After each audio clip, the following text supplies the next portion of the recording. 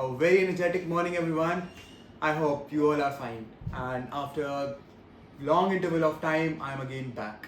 So today we will talk and we will discuss on some major general knowledge or current affair topics that are going on, and we must know about them as they are really important for us to know.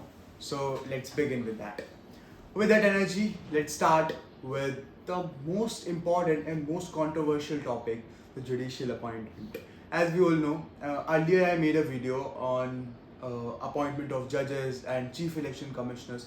So this all emerged with the burning of some 500 rupees note and in the house of a judicial officer, Mr. Yashwant Verma. And after that, there was complete headlines of every news filled with the topic how judges are appointed, what is the process now. The judge was still not removed, as there is no process to remove a high court or supreme court judge. The only way is impeachment, and impeachment is a very tough and time taking process. uh, with that, let's discuss what are the consequences of this and how a judge is removed. For the removal of judges, a very basic step is followed. That is, first a resolution is passed in either Lok Sabha or Rajya Sabha. If a simple majority pass that there must be a research against this judge, then this will go for a committee, and they will form a committee, and after that the committee will submit their report to Rajya Sabha and Lok Sabha both.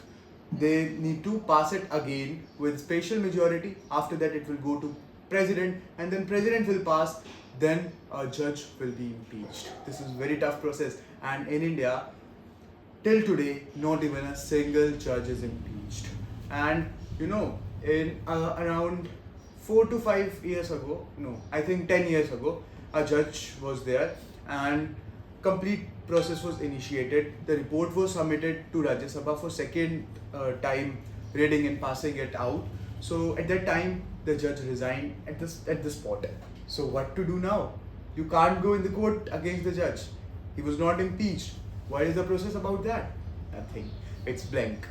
Yashwant Singh, there was no resolution to research. Only some letters were given to president. Nothing else was there. He can't be removed. He can be given some days break to stay at his home and stop working. That's the only process we can do. But he can't be impeached or can't be removed. This is the loophole, or the weak point of our judicial system. Secondly, the appointment system. Appointment system is also somehow, we can say that the selection is not completely on the based of your merits. It's on the based of your political stability, how you are helping the executive in their working and functioning. As chief minister and governor are giving their you can say that by the consortium their recommendation to the president, and then president is appointing a high court or supreme court judge. So the consortium is giving recommendation, and after the third judge case, the recommendation is binding for the president. He need to pass it 100%. He can't deny that recommendation by the judges. So the consortium was basically formed in second judge case with 5 judges, 1 Chief Justice of India, and 4 topmost judges of the Supreme Court. Then they decide and recommend names to president, and president need to pass and give allowance to that name to be a high court or supreme court judge. So what was problem with this? That judges are appointing themselves the person who is going to sit near their chair. In supreme court and high court there is a term for the chief justices that equals first among equals. It means all judges are equal, no one is special. But Chief Justice is first, the most experienced one. So he is selecting the person who is gonna sit near his chair. That's the point. That's the matter executive used to raise every time they feel it important to ask.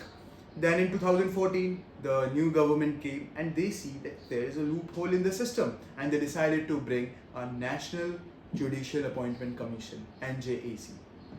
There was a commission in which some executive members and some legislative members were also added, and a committee was formed with some retired judges, prime minister, leader of opposition, and some more were added. I think 8-member committee was there.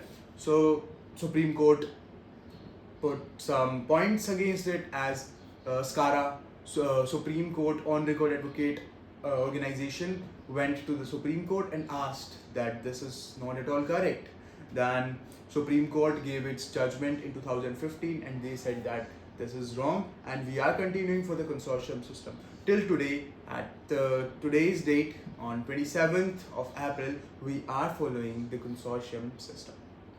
So the collegium system. So what will be the next process now?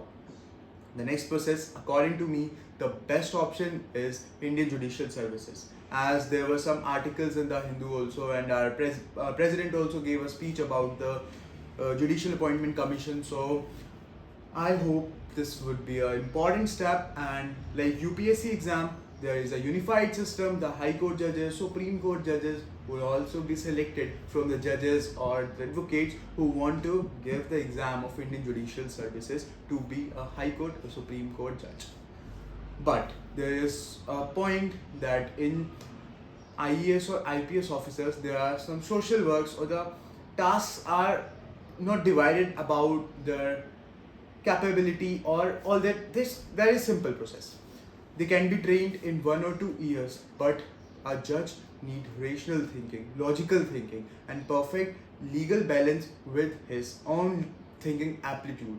That's the point, and that only comes with the involvement and experience process. The simplest process is to make these all three process very integrated and with simple and easy process to make High Court and Supreme Court judges. This was all about this judicial appointment system. After that, a very important judgment came, the historical judgment, when Tamil Nadu Chief Minister moved to Supreme Court and asked that our governor, Mr. R.N. Ravi, is not taking care of our bills. He is not passing. Some bills, around 10 important bills, are pending from about 5 years. What's that? Supreme Court heard it and they decided to give a judgment, and they used their power under Article 142, and they said that we must fix a time frame for the governor, but actually in our constitution no time is given. Somehow it was said that this is judicial overreach and all that. As central government is sending their governor to the state assembly, and in state the governor is functioning at its full efforts and all. So he is working for the central government. If central government is saying do not pass this scheme as this will lead to the increment of the state government which is not same as the central government, then this will lead to instability and new acts will not pass in that state. That will lead to undeveloped like condition and all that. So Supreme Court heard that and they gave judgment in favor of Tamil Nadu government, amicus talent, and Supreme Court said that for any case, the governor need to pass that bill in 3 months, and if he want to give it for assent to the president, he must give in 1 month time frame. And if it came after, and if government sent it back to the assembly for reconciliation and they sent it back, then he need to pass it at any cost. He can't deny. That's given in a constitution, but they also fix time for that passing. They need to pass in 1 month's time frame. This was a historical judgment, and everyone, including our vice president, he denied and he made some issues what's going on. And that was the point when our vice president said that Supreme Court is using Article 142 as a nuclear missile. That was an opinion from him that became the highlights and headlines of the newspapers. After that, nothing was important for that, and this is a historical judgment we need to remember. And this was gonna change the complete system, complete governance of our nation. And then breaker came for this. What was that? In Kerala's chief minister said to the governor that you need to pass, as Supreme Court gave judgment in Tamil Nadu's case that you need to pass in this time frame, but the governor denied. Center government said that was only for Tamil Nadu. Kerala, you can't go for that. What's the matter? Why to take this by to make this more complex system? No need.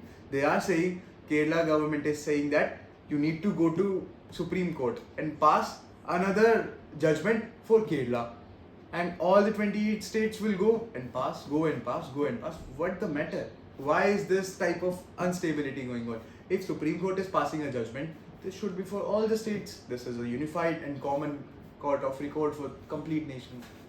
That's the point. They are not understanding. They are busy in their political things and all that. Okay, let's keep that aside. After that, the Waqf board. Waqf board is really important to discuss as Supreme Court put a stay on it. You know, the CJI, Mr. Khanna, is a nice person. He is for some 3 to 4 months only, but he is bringing some historical judgments, and he had already made his names in golden words. He is completely focused for judicial system. He is not tilted towards the center government or not even tilted to the opposition governments. He is a nice personality, and I think he's a good person, and we are hoping for B.R. Gavai to be a good person also, as in May he will come to the office and he will become the 52nd CGI of India. After that, let's discuss about Waqf board. The Waqf board was initially introduced by Britishers in India, and before that it was a way in Muslims to donate property to God, property to Allah. This was a system which was in Akbar's time and Babur's time, all the time, even in Muhammad Ghori and Ghajni's time, it was on its peak. They were donating. In Akbar's time in India, Waqf board got its highest peak and acceleration. So after that, in 1920s, Britishers passed a Waqf Act that all the properties of the Waqf properties will be kept together under the Waqf Bill of 1925. After that, now in 2025, there was need to amend it, as there was no different.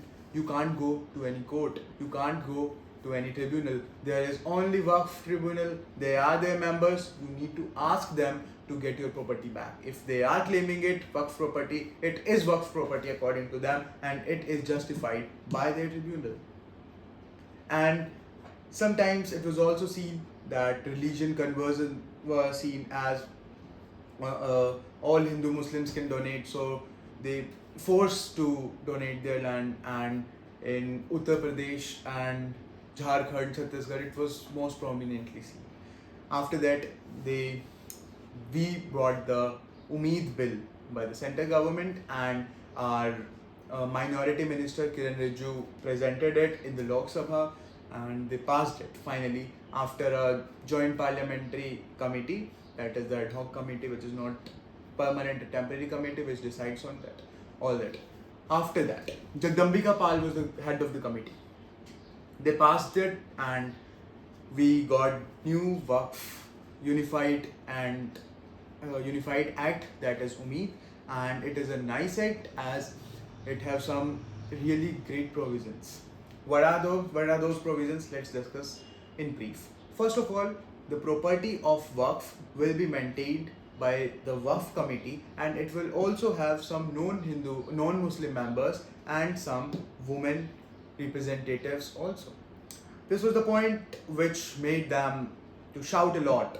They were saying that if we are demanding a committee for Hindu temples and Muslims will be member in the temple, what would be your response? That was the point. I think it was liable point, and we must reconsider this point. After that, it was a point that we can move to court if Waqf board claims its property and After that, it can be uh, listened by district magistrate, and these were some basic changes, not huge changes in the system. After that, let's discuss about the next and most important president rule in Manipur. Manipur is a state which is like football ground. There is hilly region both side from both sides, and a plain region in between of the state. There were two committee, Kuki and Methi committee. Kuki committee was scheduled tribe, Methi was general and most represented in the governance system of Manipur.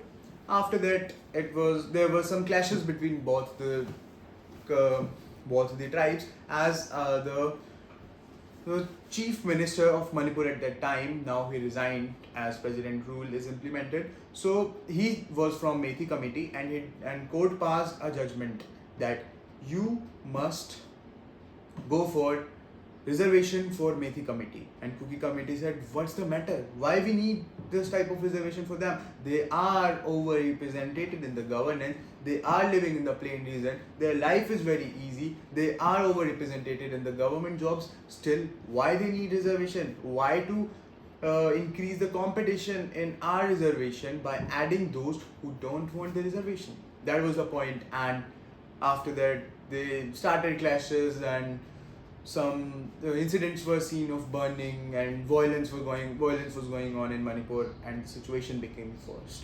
It took around 2 to 3 years, but violence was extreme.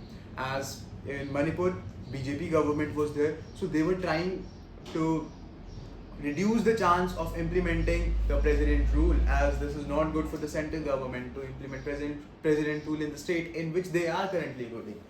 So they decided to keep it on hold, but the situation became worse. And in February 2025, the president rule was implemented in Manipur. So what is president rule, and what are the emergencies in India? Different type of emergency, how many times they are implemented? If we talk about emergencies, they are given in Constitution from Article 352 and 356 and 360. 352 talks about the national emergency, 356 talk about president rule, and 360 talk about financial emergency. Financial emergency is not even implemented one time, not even single time. This is a good point.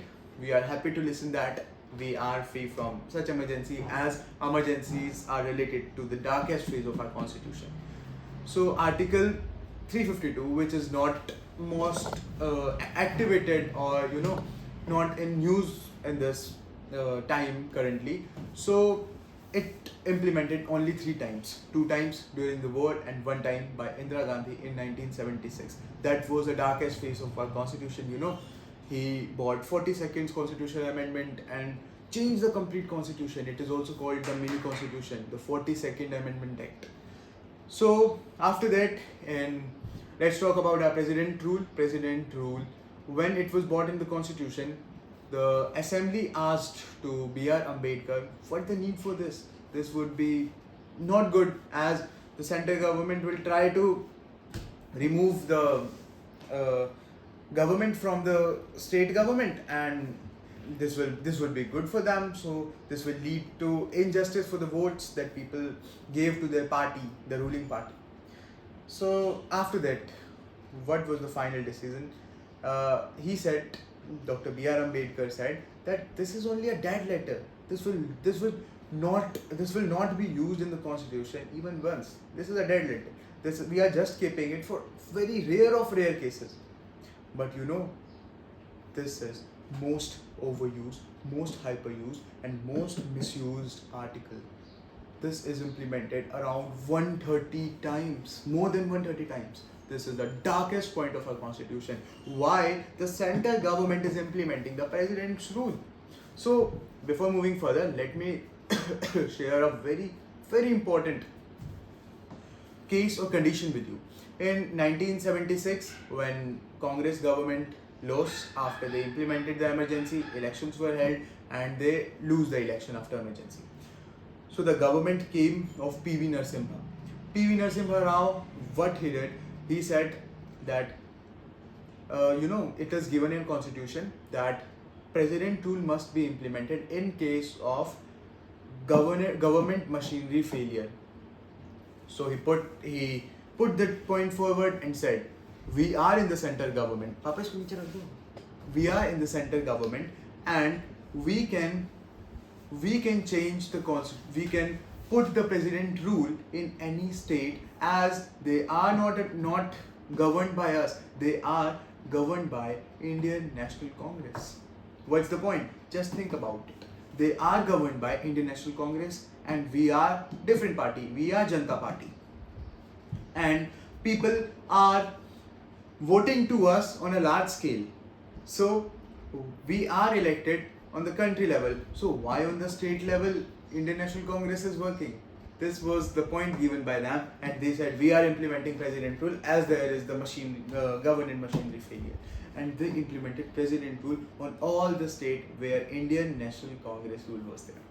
Then in 1980, tit for tat, INC, Indian National Congress government came again, and they said that constitutional machinery failure, we are putting president rule on all the known Indian National Congress governments in this country. They put on all the states where Indian National Congress was not ruling.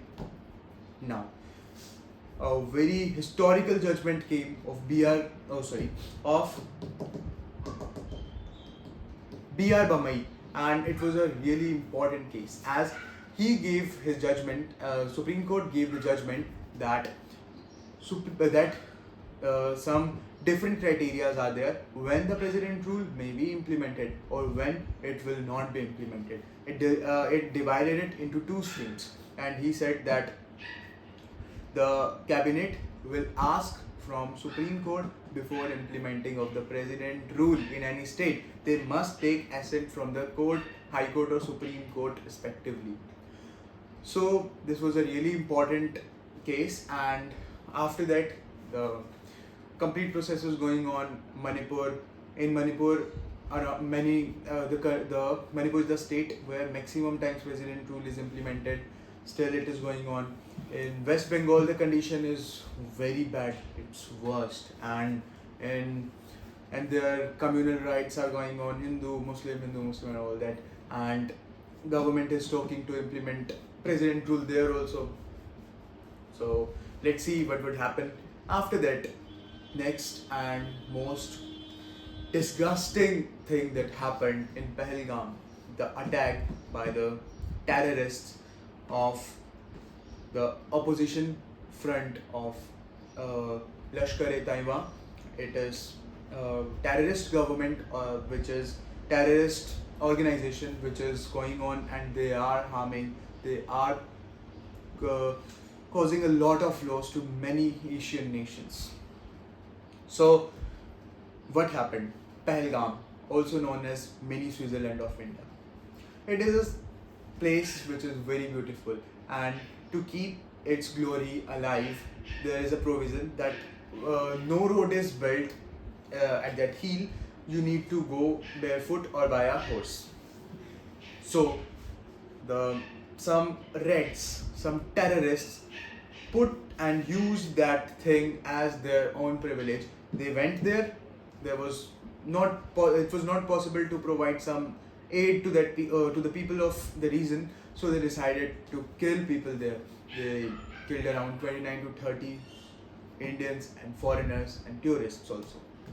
This was the very bad condition, and it was first time when terrorists attacked tourists in Jammu and Kashmir. In 2019, last time Pulwama attack, around 40 soldiers were killed. In 2016, Uri attack, many people were killed, but this time tourists were killed. And this is darkest time, and I am sure this will lead to the darkest time and darkest life of Jammu Kashmir native peoples, as they are giving help to terrorist organization, and around 2 to 3 local people were involved in this event. And government did one great thing. I think this is really important and should be initiated further. They broke in the house of the local people who were indulged with the terrorists. So next day, our government set on the table, and a committee for the security was bought by the government of India, by the president headed it, and they decided to bring 5 major pointers to counter Pakistan in this case. First of all, they decided to pose the Indus Water Treaty of 1960. It was a treaty, it was decided that India will give 80% water to Pakistan and use 20% water for Indian consumption use. So it was the treaty which is known as best treaty, where India is not thinking of itself, as the Indus River is generated from the Mansarovar Lake, which lies in India. India is higher important country, and it is on India to decide how much water it want to give to Pakistan and how much water it want to keep for itself. So India decided to give 80% of water to Pakistan, as they need water more, as 80% of Pakistan's agriculture, 92% of Pakistan's population are using that water, and around 30% of Pakistan GDP is going on from that Indus water and its related things. So this was the point. What would happen now, and what will be the consequences of this? Pakistan will face deep water crisis when the complete process would be initiated. There would be a mental trauma in Pakistan. Thirdly, it will lose its complete geopolitical importance in the country, as a country. So after that, the Atari border, the border is closed, and it was given a notification that those who entered through the Atari border in India must leave India in 48 hours. You need to go back. And third point is that the visas given to Pakistan natives by scarce countries, that would be terminated, would be stopped. No Pakistan individual could use that privilege to enter India. We are just keeping everything aside. We are backtracking Pakistan now. And even China gave its judgment against Pakistan. They said this is not good. This is the worst point for Pakistan. Even their friends are not supporting them. Taliban, Afghanistan, all gave their judgment against Pakistan. All are the complete world is with India. And they are saying Pakistan did wrong. And Trump is directly saying that we are going to provide any help to India if they want any help from us. So this was all from my side, and I hope these current affair topics were important for you, and I decided to explain them in very simple language, as it is not easy to understand these current affair topics without any pen or paper. But I decided, and I spoke, I expressed myself in front of you. So that's all from my side. Thank you so much for listening me carefully. Bye.